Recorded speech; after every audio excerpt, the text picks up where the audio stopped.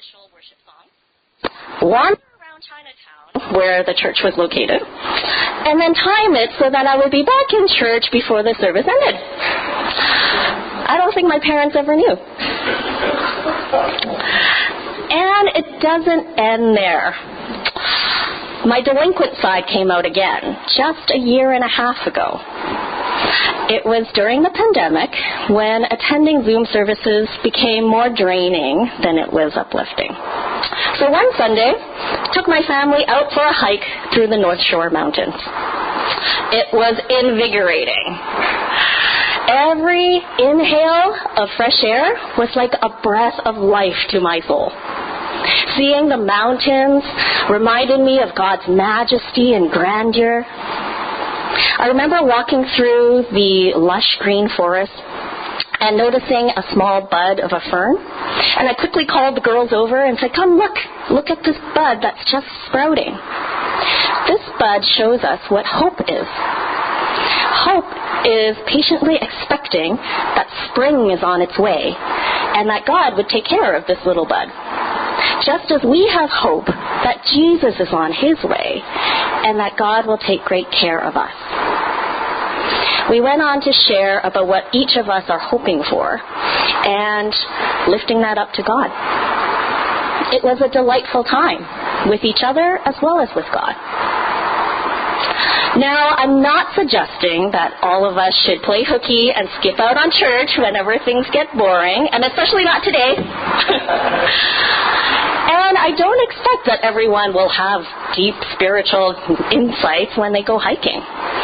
We're all created differently, and so how we best relate to God would be varied as well. So what I propose is that sometimes when our relationship with God starts to become feeling like a chore or a bore, perhaps we can explore ways to connect with him that are delightful to us. I really like this quote by Gary Thomas. Delight is as powerful as discipline. Aaron read our Bible passage today, and the last verse says, "You will seek and find me when you seek me with all your heart." Yes, the seeking does require discipline. There's dedication and perseverance in the seeking. But seeking with all your heart means that there's desire and pleasure in that process as well. Delight is as powerful as discipline. Think back to your own experiences when you've connected with God in delightful ways. Gary Thomas has proposed 9 main pathways, or spiritual temperaments, of how we can love and connect with God. You can all guess that my top pathway is a naturalist. I connect with God through the outdoors. But I also have 2 other main pathways. I'm also a contemplative. I adore God by just soaking him in, just like Mary did, sitting at the feet of Jesus. I'm also an enthusiast.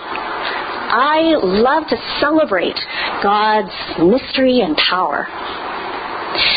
I express these 2 pathways best through free-flowing worship, both the loud and energetic side where I can proclaim and rejoice in God's awesomeness, as well as the softer, intimate times of worship where I can completely surrender to God and just be in close communion with him. I found out that others in our home group had different pathways. I learned that there are sensates among us who experience God best through the 5 senses, whether it be hearing angelic choirs or tasting the warmth of red wine during communion.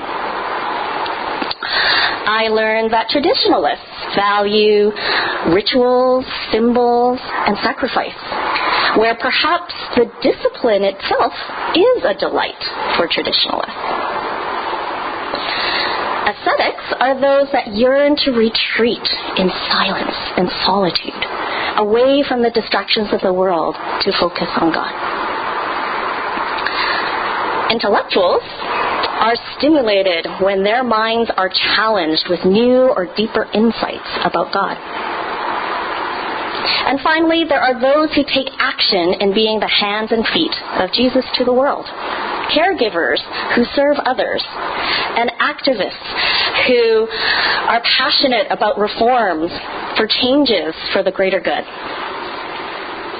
Which pathway resonates with you? As we've explored these pathways through the different home groups, we collectively came across 3 common themes or lessons learned. First, no one pathway is better than another. And in fact, we probably have multiple pathways that we each identify with. And Jesus himself displayed all 9 pathways. Second, each path can be expressed in a variety of ways beyond the stereotypical versions. You can be a naturalist without enjoying hiking out in the woods. Some people share that they appreciate God's creation through the indoors, looking out the windows or watching a nature documentary.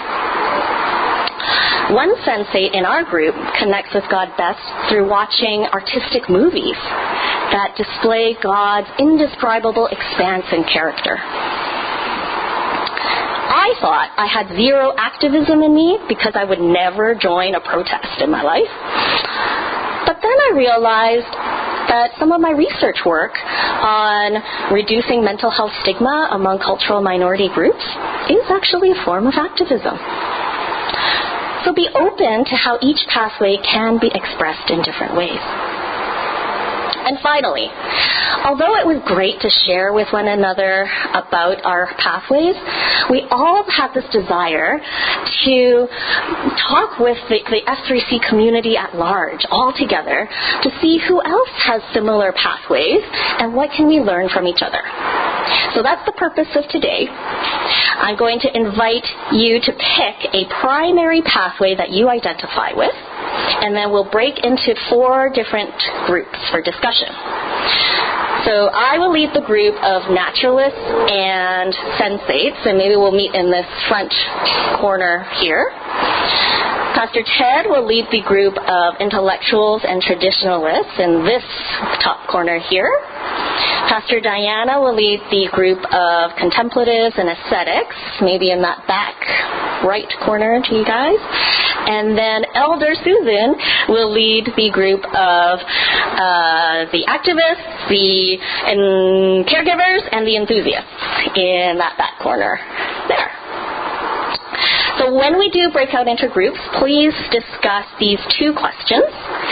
Share how you personally connect with God through your primary pathway. And then also talk about how we can grow together as a community through your primary pathway.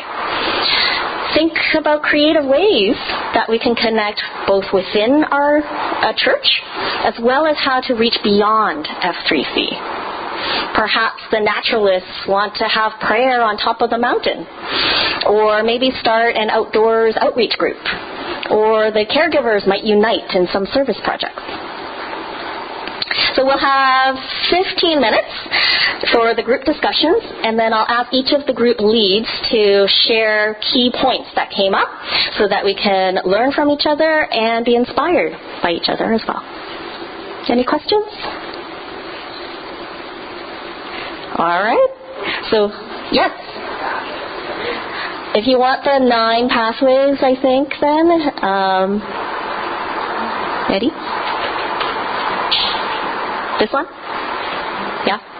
Okay, so naturalists and